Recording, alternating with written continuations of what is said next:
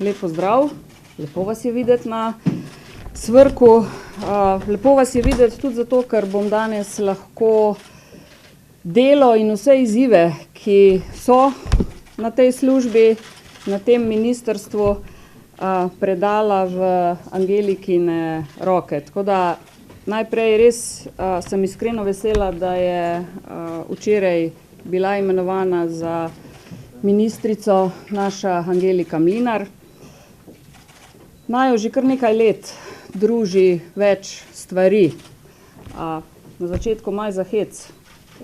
Obe imeni se začneta na A in obe sva rojene leta 1970, tako da drugo leto naj čaka v parih tednih razlike pomembna prelomnica v najinem življenju.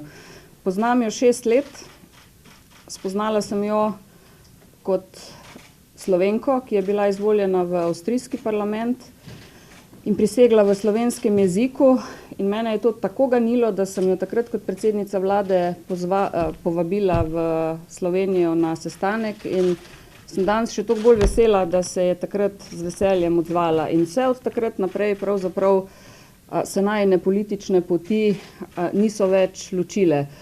Obe sva po prepričanju in po vrednotah socialni liberalki, to je tudi ena od stvari, ki naju druži in mogoče še bolj pomembna. Obe se za stvari, za katere verjameva, da so prave in da jih je treba narediti, boriva kot levinje. In mislim, da smo to pokazali že večkrat. Tako da jaz sem vesela, da po nekaj več kot 2 mesecih vodenja to službo predajam v tako dobre roke, kot so Angelikine. Izzivov na tej službi je kar nekaj. Ni vse odlično, daleč od tega pa, da je vse tako slabo, kot ste lahko poslušali včeraj. Jaz verjamem, da bodo z novo ministrico tudi zaposleni še dodatno motivirani, da bodo stvari premikali v pravo smer. Tako da, zdaj pa še uradno. Evo, Angelika. Hvala. Evo. Hvala lepa. Še ena malenkost. Še ena malenkost. Mislim, da je tudi to prav.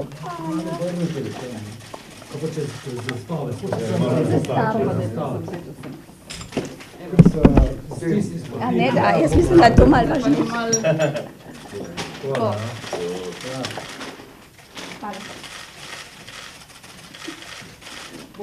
Tako, hvala. Ja, prav lepa hvala. Kot slišite, moj glas še vedno hripal, tako da bom čim krajša. Prav lepa hvala, Alenka, za besede in za vse, kar sva do sedaj doživeli, in mislim, da je bil prejšnji teden za nas vse kar precej intenziven, ampak konec koncev, kot smo videli včeraj, uspešen. Kot si tudi pravilno rekla, po vsem, kako sem poizvedela in kako sem se pač tudi zbrifirala zadnjih tednih, služba ni v tako slabem stanju, kot je bilo slišati ne samo včeraj zvečer, ampak predvsem tudi v torek zvečer.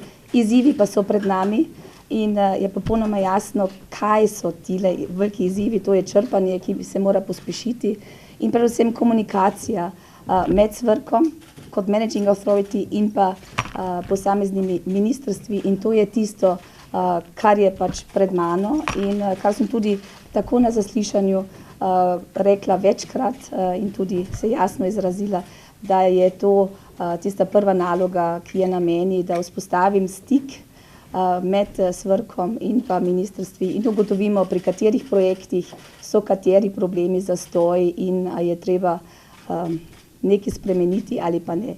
Tako da je jasno, kaj je moje delo in se ga zelo veselim. Hvala. Izvolite. Mene zanima, včeraj po izvolitvi gospe Mlinarjeve je premier Šarec dejal, da je sicer zadovoljen z izvolitvijo, pa vendar je tudi prav na vas nekako meril, da pričakuje bolj umirjene reakcije vnaprej, da je bilo vse to okoli glasovanja enostavno preveč. Vaš komentar na to in pa kako bo SAB po včerajšnjem glasovanju še lahko sodeloval z Desusom Kralerjem, oziroma kako je glasoval njihov poslanec. Mi smo del koalicije, mi smo trden del koalicije, mi sodelujemo z vsemi. To, kar se dogaja v Desusu, je predvsem stvar Desusa in jaz bom spet rekla, šefa koalicije. Tako da mi z Desusom kot stranko nimamo prav nobenih problemov.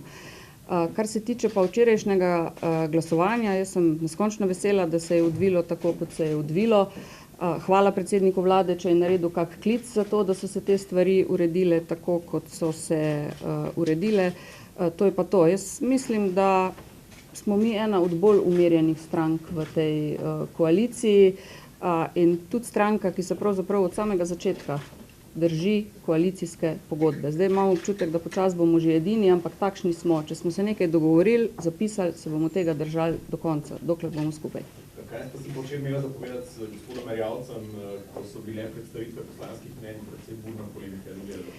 Veste, z gospodom Erjavcem sem jaz sodelovala že v eni drugi vladi, tudi takrat sva zelo dobro sodelovala in včeraj sva se pač pogovarjala o tem, da je z manjšinsko vlado ni najbolj enostavno delati, da je veliko lažje delati, če imaš zagotovljeno trdno podporo v državnem zboru. Ja, prosila sem ga, če še naredi en pogovor z gospodom Polnarjem, ga je naredil, ampak neuspešno. Vprašanje za gospod Mlinarjevo, ste mogoče že kaj razmišljali o najožji ekipi sodelavcev, o državnih sekretarjih mogoče? Ekipo imam v bistvu zbrano, ampak jo bom predstavila po novem letu, ker v bistvu se morajo vse formalnosti še urediti. Gospod Bratušek, po nekaterih informacijah tudi znotraj koalicije se zdi, da smo bili včeraj vendarle samo en glas stran od tega, da bi koalicija predčasno razpadla. Kaj bi storili v tem primeru, če bi bilo glasovanje recimo temu izenačeno? Na srečo se mi ni treba opredeljevati do tega. Kaj pa takšno glasovanje pa pomeni recimo za koalicijo? To zdaj napoveduje zelo težko usodo, naporno usodo mogoče manjšinske vlade za vsak projekt, iskanje večine in pa ali se boste morali zanašati cel mandat pravzaprav na Zmage Jelinčiča? Jaz lahko povem za svoje ministrstvo, za ministrstvo za infrastrukturo, mislim, da so pri 4 ključnih zakonih dobila tako rekoč ustavno večino. Tako da očitno se vsebinsko stvari v državnem zboru da lažje uskladiti in dobiti zadostno število glasov kot pri imenovanju ministrov, kar je na nek način logično. Opozicija je pač opozicija, koalicija je koalicija. Tako da.